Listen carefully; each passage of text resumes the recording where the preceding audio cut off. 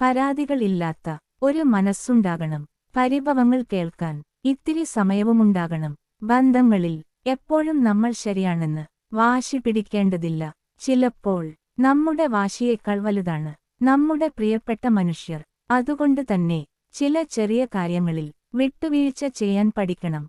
തെറ്റുകൾ സംഭവിക്കുമ്പോൾ ക്ഷമിക്കാൻ പഠിക്കണം. മനസ്സിൽ വിഷമം തോന്നുമ്പോൾ മിണ്ടാതിരിക്കാതെ തുറന്ന് സംസാരിക്കണം. കാരണം ഒരാളുടെ മനസ്സ് മനസ്സിലാക്കാൻ വലിയ വാക്കുകളൊന്നും ആവശ്യമില്ല. ഒന്ന് കേൾക്കാനുള്ള മനസ്സും ഒന്ന് മനസ്സിലാക്കാനുള്ള ഹൃദയവും മാത്രം മതി. ജീവിതത്തിൽ നമ്മുടെ കൂടെ ഒരുപാട് ആളുകൾ വന്നുപോകും. പക്ഷേ നമ്മുടെ സന്തോഷത്തിലും സങ്കടത്തിലും ഒരുപോലെ കൂടെ നിൽക്കുന്ന ചില ആത്മബന്ധങ്ങൾ മാത്രം ഹൃദയത്തിൽ എന്നും ഉണ്ടാകും. അത്തരം ബന്ധങ്ങളെ നിസ്സാരമായ കാര്യങ്ങളുടെ പേരിൽ നഷ്ടപ്പെടുത്തരുത്.